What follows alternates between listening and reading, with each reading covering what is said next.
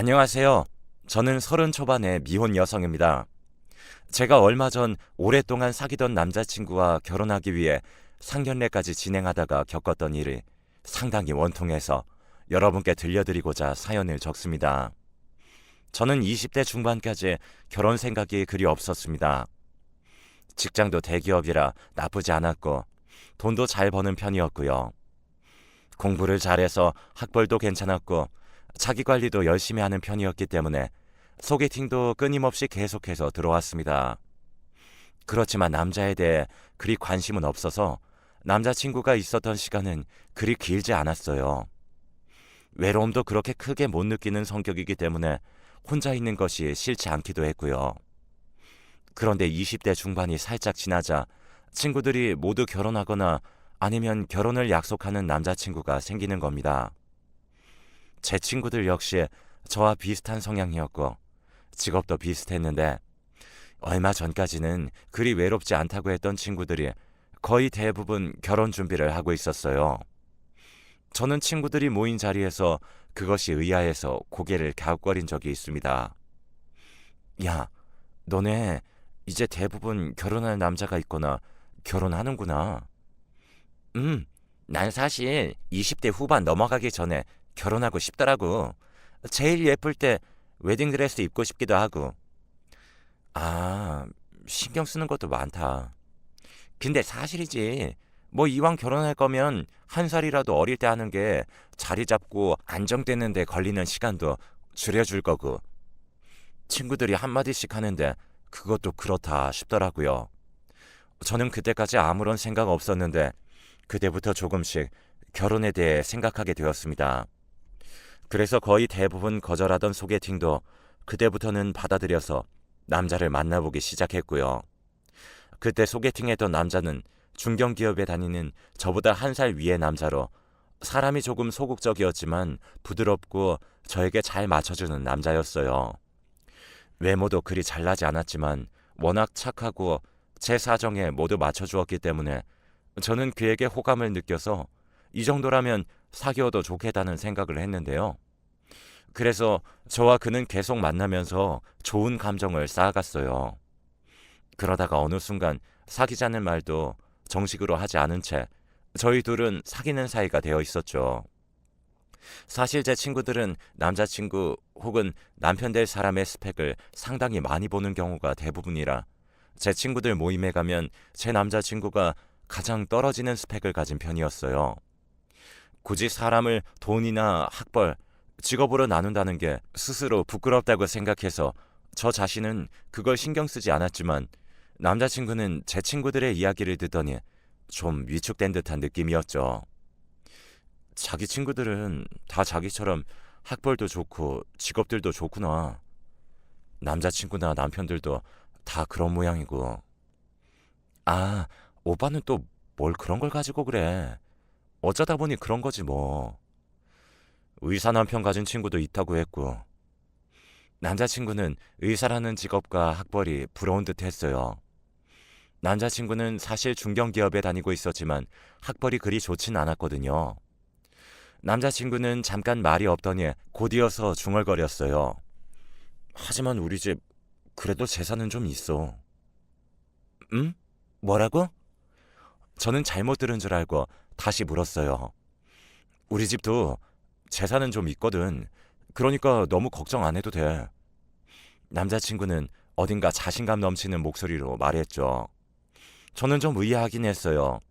저는 남자친구를 사귀는 것이 이 사람이 좋아서 사귀는 거지 다른 배경은 상관없었어요. 그리고 사실 그때는 결혼 생각도 없었고요. 하지만 저도 특별히 싸우거나 문제 만드는 것을 싫어하는 성격이다 보니 남자친구와 생각보다 오래 사귀게 되었어요. 사실 성격적으로는 크게 안 맞는 부분도 없었거든요. 그리고 20대 후반이 되어 30대에 넘어갈 때가 되자 주변 친구들이 전부 결혼한 뒤였어요. 정신 차리고 보니 저만 혼자 남아 있어서 불현듯 위기감이 엄습했었죠. 남자친구 역시 어느 순간부터 조심스럽게 제게 결혼 얘기를 꺼내기 시작했고요. 자기야, 우리 이제 결혼해야 하지 않을까? 그런데 선뜻 응 그러자 하는 대답이 안 나오더라고요. 제가 다소 망설이자 남자친구는 그럴 줄 알았다는 듯 한숨을 쉬었어요. 내가 스펙이 딸려서 그러지? 아니야. 그런 거 아니라는 거 잘 알면서 그래. 아니긴 뭐가 아니야. 걱정하지 마. 우리 집 재산 제법 많아서 아파트 한 채 정도는 해주실 수 있어. 남자친구는 자신감 있게 말했죠. 그때만큼 그가 자신 있게 말하는 모습을 보지 못했었던 것 같네요. 저는 재산 때문에 결혼하는 것도 아니었고 그저 남자친구가 저에게 잘 맞춰주었고 다정했기 때문에 결혼해도 괜찮을 거라고 생각했던 것뿐이었어요. 저는 그래서 며칠 뒤에 결혼하자고 답장을 보냈고 남자친구는 기뻐하면서 빨리 결혼 준비를 하자고 했죠. 사귈 때 고백이 없었던 것처럼 프로포즈 역시 뜨뜻미지근하고 거의 없는 거나 마찬가지였어요. 저는 그리 로맨틱한 사람이 아니라 이벤트에 집착을 가지진 않았지만 이렇게 되자 뭔가 남자친구가 저를 너무 쉽게 취급하는 게 아닌가 싶은 생각까지 들었죠. 상견례 자리를 예약하면서도 그런 생각이 들었어요. 다음 주 주말? 그날 우리 아빠 친척분들 모임이 있으셔서 좀 곤란해. 자기야, 그건 다음으로 미루시면 안 되나? 아, 어떻게 미뤄? 어르신들이랑 보는 건데 벌써 몇 달 전에 잡힌 약속이란 말이야. 그래도 상견례가 먼저지. 딱 그날이 날이 좋거든. 우리 엄마 아빠는 그날 완전 시간 자유롭고. 그럼 이날로 하면 안 돼? 안 돼. 이날은 우리 엄마 친구분들이랑 골프 나가신다고 했어. 어처구니가 없어서 저는 잠깐 남자친구를 노려보았습니다. 아니, 그럼 어머니 골프를 미루시라고 해. 아니, 넌 어떻게 시어머니 될 분한테 그런 소리 하냐? 오빠가 장인어른 될 분한테 그런 소리 하는 건 괜찮고? 아니지. 그건 좀 경우가 다르지. 약속 미루는 거랑 예약된 골프 코스 미루는 거랑은 다르잖아. 뭐가 다른데? 어차피 상견례 하는 건데 천천히 미루면 되는 거잖아. 예약할 때 돈 먼저 내셨단 말이야. 좀 곤란하잖아. 아, 알았어. 그러면 그 다음 주로 하자. 됐지? 남자친구는 결혼 준비를 시작하면서 이전과는 다른 모습이 조금씩 드러났어요. 예전에는 100% 저에게 맞춰줬는데 제가 결혼을 승낙하고 준비가 진행되면서 점점 자기 위주로 말할 때가 많아졌죠. 그래도 저는 이왕 시작한 결혼 준비이니 트러블 없이 가고 싶어서 참았어요. 시어머니 되실 분을 처음 만난 건 사실 몇 년 전이었어요. 그때는 그저 사귀는 사이였을 뿐이라서 스쳐 지나며 만나서 웃으며 고개 숙여 인사한 것이 전부였는데 그때 받은 인상으로는 후덕하고 나쁘지 않은 분 같았어요. 시아버님 되실 분은 인상이 흐릿해서 기억이 잘 안 났고요. 아마 남자친구와 비슷한 인상인 것 같았죠. 두 분 다 인상이 나쁘지 않아서 앞으로 잘 지내보려고 기대에 찬 채로 상견례 날이 다가왔습니다. 상견례 날이 되어서 저와 부모님 그리고 남자친구와 남자친구 부모님이 만났어요. 그럭저럭 괜찮은 한식집에서 만난 것이라 조용했죠. 남자친구의 어머님께서는 시종일관 상냥하게 웃으셨고 아버님은 그리 말씀이 없으셨어요. 이 정도라면 시어머님 되실 분과도 잘 지낼 수 있겠다 싶어서 기분이 좋았죠. 하지만 상견례가 끝날 때쯤 남자친구의 어머님께서 그러셨어요. 아니, 난 우리 아들 너무 장가 보내기 아깝더라고요. 좀 더 우리 곁에서 살아주면 좋겠는데. 아, 오빠가 효자였나 봐요. 아무렴. 그래서 말인데 결혼하고도 우리 집에서 잠깐 살아주면 좋겠다는 생각을 해요. 내가 막 시집살이 시키거나 하는 성격은 절대 아니니까 너무 걱정하지 말고. 네? 제가 갑작스러운 말에 당황하자 남자친구가 자기 어머니 말씀 중간에 끼어들었어요. 아, 엄마. 지금 그런 말하기에는 너무 이르잖아. 지금 안 하면 언제 하니, 얘. 그런 소리 마세요. 나중에 해, 나중에. 어머님은 잠깐 투덜거리시다가 입을 다무셨어요. 그대로 상견례 자리는 끝이 났고 저는 조금 불길한 느낌을 가졌죠. 설마 아까 말씀은 그냥 해본 말씀이겠지 생각하면서도 불안감이 들었는데요. 그래도 남자친구가 중간에서 잘 끼어들어 마무리되었으니 앞으로도 그럴 거라고 마음을 다독였어요. 상견례가 끝난 후 저희 엄마 아빠는 고개를 갸웃거리셨어요. 왜요? 글쎄, 안사도는 좀 지내기 힘든 분 같더구나. 아빠는 망설이다가 말씀하셨죠. 저는 합가 말씀만 빼면 어머님 인상이 괜찮았었기 때문에 아빠의 말씀이 좀 의외였어요. 엄마도 아빠의 말씀에 고개를 끄덕이셨고 저는 이해할 수 없었지만 생각이 좀 많아졌어요. 그리고 상견례 날 이후로 어머니께서는 저에게 집으로 오라는 말씀이 많아지셨어요. 처음 간 날 저한테는 아무것도 시키지 않고 어머님이 직접 과일을 깎아 저에게 주시니 황송해서 몸둘 바를 몰랐어요. 연세 많으신 어르신이 직접 일하시는데 젊은 제가 앉아있는 것이 죄송스러웠어요. 하지만 이러면 당연히 남자친구가 나서서 직접 과일을 깎거나 했을 텐데 남자친구는 아무것도 하지 않은 채로 과일도 귀찮다는 듯 대충대충 먹고 내버려 뒀어요. 오빠, 자기가 먹은 건 다 먹어야지. 제가 남자친구한테 눈치를 줬지만 끄떡도 안 하더군요. 어머님은 괜찮다는 듯 손을 흔드셨어요. 아니다. 제가 원래 입이 좀 짧아. 원래 저러니까 네가 이해해라. 원래요? 그래. 집에서는 항상 그런단다. 밖에서는 이제 어른이 되었으니 티를 안 내는 거지. 집에서야 내 아들이니까. 어머님은 사랑스럽다는 듯 남자친구를 바라보았고 저는 뭔가 이상한 낌새를 느꼈어요. 말없이 과일만 먹고 있는데 어머님이 그러시더군요.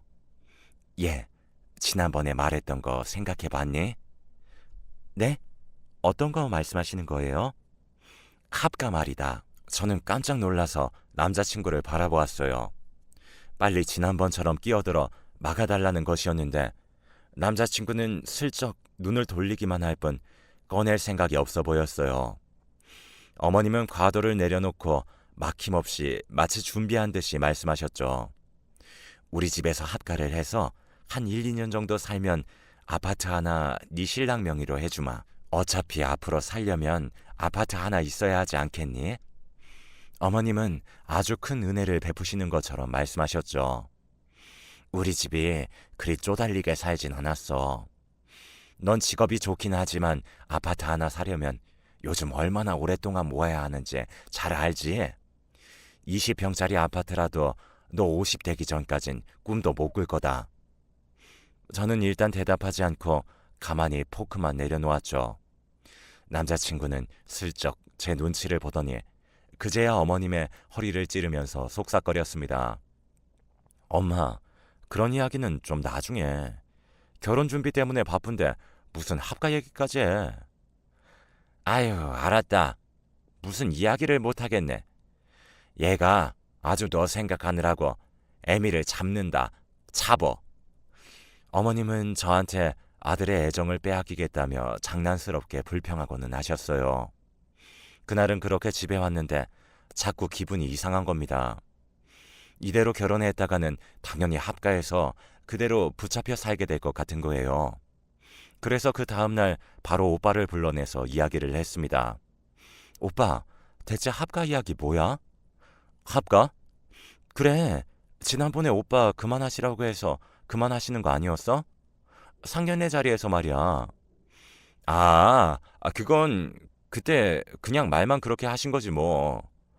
엄마들 다 결혼한 자식이랑 사는 로망이 있잖아. 그거 그냥 심각하게 생각 안 해도 돼. 아니야, 어머님 심각하셔. 우리 결혼하면 당연히 합가는 하는 거라고 생각하시는 것 같은데? 아니야, 자기야. 그런 거 아니야. 아, 아니라고만 하면 다가 아니잖아. 저는 답답해서 결국 오빠를 닥달하며 말을 하게 했습니다. 어머님이 주시겠다는 아파트는 실제로 있는 거였고 30년이 넘은 구축 아파트였어요. 층수가 높아서 재건축도 안 되는 너무 오래된 아파트였죠. 저는 한숨도 나오고 어처구니가 없었어요. 아니, 어떤 아파트인지 그런 것보다는 재산을 미끼로 자식을 구속하려는 게 어이가 없었죠. 오빠, 어머님께 다시 합가 이야기 안 꺼내시게 좀 잘 말씀드려. 자기야. 그런데 우리 진짜 우리 부모님이랑 같이 살면 안 될까? 뭐, 뭐? 뭐 그렇잖아. 신혼 초기에는 생활비도 줄일 겸 부모님이랑 같이 살면 아파트 월세도 안 나가고 우리 엄마한테 음식하고 살림도 배우고 그러면 좋지 않아? 지금 진심이야? 사실 한 2년 정도만 참고 살면 아파트도 공짜로 얻고 일석이조인데 뭐. 엄마가 저렇게 제안하신 것도 다 트임분이라서 저렇게 명령처럼 말씀 안 하시고 제안하신 건데. 오빠는 사태의 심각성도 모른 채로 계속 떠들었습니다. 자세히 들어보니 오빠는 이미 합가 쪽으로 마음이 기울어 있는 모양이더군요. 저는 어이가 없어서 오빠의 말을 잘랐어요. 잠깐만. 그럼 시부모님 집에 들어가서 사는 내 불편함은 생각 안 해? 아니, 뭘 생각 안 해. 당연히 그 불편함 대신 아파트 주신다는 거잖아. 뭐라는 거야, 진짜. 그리고 불편하기는 뭐가 불편해? 우리 부모님 되게 편하시니까 좋게 생각해. 그 말에서 제대로 터진 저는 그날 처음으로 남자친구에게 제대로 화를 냈어요. 함께 차에 앉아 이야기하던 중이었는데 아마 주차장을 지나는 사람들이 전부 듣게 큰 소리가 났을 거예요. 저는 대체 날 뭘로 생각하는 거냐? 어떻게 남의 집에 들어가서 불편할 내 생각은 하지도 않냐? 네 부모님이지 내 부모님이냐? 하며 조목조목 따져들었고 남자친구는 당황해서 허둥지둥하며 잘못했다고 빌었습니다. 하지만 그것도 이미 일단 이 상황을 피하기 위해 빌거보는 것이었고 그게 너무 보여서 저는 화가 난 채로 집으로 돌아와 버렸어요. 계속해서 오빠에게서 전화며 카톡이 왔지만 저는 받지 않고 그냥 무시해 버렸어요. 그리고 며칠 뒤 낯선 번호로 문자가 왔습니다. 아가, 시험이다. 집에 한번 들르렴. 저는 그 문자만 봐도 화가 나서 일단 숨을 몰아쉬어야 했어요. 아직 결혼도 전인데 당연하다는 듯 며느리 취급에 시어머니 노릇을 하려 한다는 게 너무 보였었거든요. 저는 그래도 화가 난 채로 문자를 하면 예의에 어긋날까봐 최대한 얌전히 문자를 보냈어요. 네, 어머니. 지금 직장일 것 같아서 전화는 하지 않겠다만 오늘 저녁에 퇴근하고 우리 집으로 와라. 할 말이 있다. 저는 순간 이걸 그냥 씹을까 말까 고민하다가 아직 결혼을 완전히 파토내려고 마음먹은 것은 아니었기 때문에 일단 그러겠다고 대답했어요. 이제 30으로 막 넘어가는 나이라 지금 결혼이 어그러지면 곤란할 것 같기도 했고요. 그날 저녁에 퇴근하고서 곧장 남자친구의 집으로 갔더니 집에는 어머님 혼자만 계셨습니다. 의외로 남자친구도 없었고 아버님도 안 계셨죠. 저는 썰렁한 집안이라 머뭇대면서 들어갔는데 어머님은 물 한 잔도 주시지 않고 제게 앞에 앉으라고 하셨어요. 제가 맞은편에 앉자 어머님은 딱딱한 목소리로 말씀하시더군요. 너 우리 아들이랑 싸웠니? 네가 전화도 문자도 안 받는다고 난리가 났더구나. 그것도 합가 문제 때문이라면서. 저는 순간 당황해서 숨이 턱 막혔어요. 아니, 그걸 지금 어머님께 곧바로 말했다는 말인가? 그것도 저와 싸워서 제가 연락 안 받는 것까지 말하면서. 믿어지지가 않았는데 현실이었죠. 제가 말을 못하고 어버버 하고 있자 어머님께서는 엄한 말투로 계속 말씀하셨어요. 너가 합가하기 싫다면 그래, 좋다. 너 합가 안 해도 좋다. 그런데 네 마음대로 하고 싶다면 결혼할 때는 10원 한 장 도와주지 않을 거다. 너희 힘으로 10년 이상 열심히 살고 난 이후에나 아파트 한 채 해줄 거야. 알겠니? 그 전에는 절대 꿈도 꾸지 말거라. 저는 너무 당황스러워 말을 더 이을 수가 없었어요. 아니, 애초에 아파트를 욕심낸 적도 없었고 딱히 가지고 싶지도 않았어요. 저도 그리 잘 싸우거나 야무진 편이 아니라서 그날은 너무 당혹스러운 채로 집으로 돌아왔어요. 오는 길에 생각하니 너무 화가 나서 남자친구에게 전화해서 불렀죠. 이제 이건 결혼하는 문제가 아니라는 생각이 들더군요.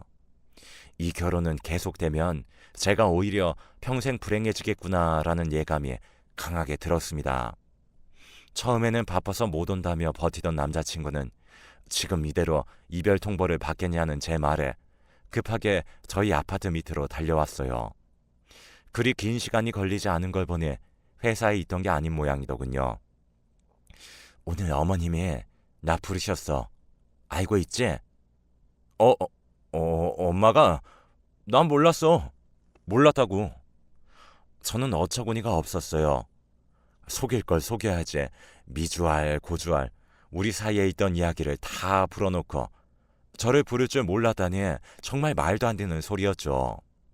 제가 노려보자 남자친구는 우물쭈물하면서 고개를 푹 숙였어요. 아니 근데 엄마가 너한테 할 말이 있다고는 했어. 결혼 전에 이런 문제는 확실히 해야 한다고. 그래서 날 불러서 그렇게 대놓고 합가 안 하면 10원 한 장도 못 주겠다고 하신 거야? 우리 엄마 말투가 좀 그래서 그렇지 그런 뜻은 아니었을 거야. 너무 그렇게 생각하지 마. 그때 정말 최종적으로 깨달았어요. 이 결혼은 하면 안 되는 거구나 하고요. 저는 남자친구를 가만히 보다가 커플링을 빼서 건네줬어요. 이게 뭐야? 아직 혼인을 공식적으로 약속한 것도 아니지만 파혼이야. 뭐? 남자친구가 놀라서 눈이 왕방울만해진 채로 제게 매달렸어요. 아, 무슨 소리야 그게 갑자기. 엄마가 아파트도 주신다는데 왜? 그까짓 아파트 우리 부모님한테 달라고 해서 나 혼자 살 테니까 파혼이야. 이제 각자 갈 길 가자. 자기야, 지금 화가 나서 이렇게 말하는 거야? 나중에 후회할지 몰라. 어? 다시 생각해봐. 어? 후회 안 해. 후회할 거라면 애초에 오빠랑 사귄 것밖에 없어. 저는 짜증이 나서 남자친구의 손을 치워버리고 집으로 들어와 버렸습니다. 남자친구는 아파트 밑에서 계속 울고불고 난리를 쳤지만 저는 신경 쓰지 않고 커튼을 치고 자버렸죠. 다음 날이 되자 카톡과 문자창은 온통 난리였고 부재중 전화도 수십 통이 와 있었습니다. 남자친구의 전화번호는 물론 어머님의 전화번호도 있었어요. 퇴근할 무렵 사무실 앞에서 남자친구가 기다리고 서 있었어요. 저는 모른 척하고 그냥 지나치려는데 남자친구가 쫓아오며 말을 붙였어요. 자기야, 내가 미안해. 난 진짜 이렇게 해도 괜찮을 줄 알았어. 뭐가? 합가 말이야. 난 원래 결혼 이렇게 하는 거라는 엄마 말 믿은 죄밖에 없어. 진짜야. 그 와중에도 잘못을 부모님께 떠미는 전 남자친구의 모습에 웃음이 났죠. 정말 이 인간과 결혼 안 하게 된 게 천만 다행이구나 싶었어요. 그때 소름 끼치게도 어머님이 남자친구 옆에 나타났어요. 저는 제 눈을 의심했어요. 어머님은 화가 잔뜩 난 얼굴로 얼굴을 잔뜩 찡그리고서 제 앞에 나타나서 소리를 지르셨어요. 너는 대체 어떻게 된 애니? 어떻게 어른이 연락하는데 아무런 대답을 안 해? 세상에. 여기까지. 여긴 제 직장 앞이었어요. 어머님은 아무런 수치심도 없다는 듯이 사람들이 다 쳐다보도록 크게 소리를 지르기 시작했죠. 시어미가 합가하자는 게 그렇게도 듣기 싫어? 아니 대체 무슨 애가 이래? 이제 파혼했으니 제 시어머니 아니세요. 뭐? 누구 마음대로 파혼을 하니? 어쩜 애가 너는 경우들이 이렇게나 없어? 소리 그만 지르세요. 네 부모가 너 이렇게 가르쳤니? 어떻게 가정교육이 이따위야? 전 남자친구 어머님이 소리를 지르는데 부모님까지 건드리는 말에 이성이 나가더군요. 저는 그 순간 맞대고 소리를 질러버렸어요. 그래, 우리 부모가 나 이렇게 가르쳤다. 너는 네 아들 그렇게 가르쳤니? 그렇게 가르쳐서 이 꼴로 만들어놨어? 뭐라고? 네 아들 꼴을 봐라. 결혼 직전에 파혼당해서 울고 불고 지 엄마 치맛바락 잡고 다니는 꼴 좀 보라고. 와, 전 남자친구 어머님은 그대로 하얗게 질려 뒷목을 잡고 비틀거렸어요. 남자친구였던 사람이 어머님을 붙잡고 황급히 부축했지만 저는 쌩하게 뒤돌아서 지나가 버렸죠. 뒤에서 그 남자가 지르는 소리가 들려왔어요. 야, 그래도 시어머니 될 뻔한 사람인데 그렇게 해야 했어? 속도 터지고 어처구니 없고 정말 세상에 정이란 정은 다 집 나가는 소리였어요. 저는 더 이상 듣기 싫어서 그냥 직장 동료의 차를 얻어 타고 곧장 집으로 와버렸죠.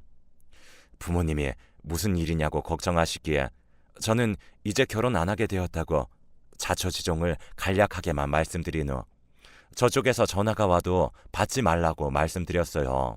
예상대로 저쪽 집에서는 온갖 전화를 이용해 저희 집 쪽으로 불이 나게 연락을 해댔죠. 남자친구도 거의 매일 와서 우는 소리를 하다가 유도 선수인 제 남동생이 쫓아나가서 그만하라고 한 뒤에야 나타나지 않았어요. 한참이나 그런 연락이 이어지다가 시간이 지나자 점차 사라졌어요. 아는 사람에게 건너 듣기로는 전 남자친구는 직장에서도 그리 중요하지 않은 부서의 직무였고 원래 계약직이었다가 운이 좋게 연줄을 타고 전환되어 들어간 케이스였다고 하더라고요. 그런데 그 연줄이었던 사람이 다른 곳으로 이직을 해버려서 끈떨어진 연이 되어버렸고 그 이후 직장에서도 잘렸다고 들었습니다. 일도 잘 못해서 민폐였기 때문에 직장 사람들이 전 남자친구가 잘린 후 모두들 속 시원해했다고 하더군요. 저는 지금도 궁금하더라고요. 대체 무슨 생각으로 재산을 미끼로 자식을 그리고 아직 결혼하지도 않은 며느리감 될 여자를 구속하려고 한 걸까? 서울 아파트 한 채? 물론 금액적으로 크겠죠. 하지만 저희 집도 상당히 금전적으로 여유가 있는 편이라 제가 해달라고 한다면 한 채 정도는 해줄 수 있는 집이거든요. 그런 남편의 그런 시어머니라면 차라리 그 아파트 친정에서 받아서 혼자 살고 말겠어요. 이렇게 제가 20 후반부터 갓 30이 될 때까지 결혼 약속과 파혼까지 겪었던 이야기가 끝났습니다. 설마 요즘 이런 시어머니가 이런 남자가 있냐고 싶으실지 몰라요. 하지만 여전히 아직도 이런 분들이 제법 있는 모양입니다. 저도 설마 이렇게까지 황당한 사람들을 제가 만나서 결혼 이야기까지 나누게 될 줄은 전혀 몰랐으니까요. 이렇게 먼저 고생한 제 이야기가 여러분의 앞길에 도움이 되기를 바라면서 제 사연을 이만 줄이겠습니다.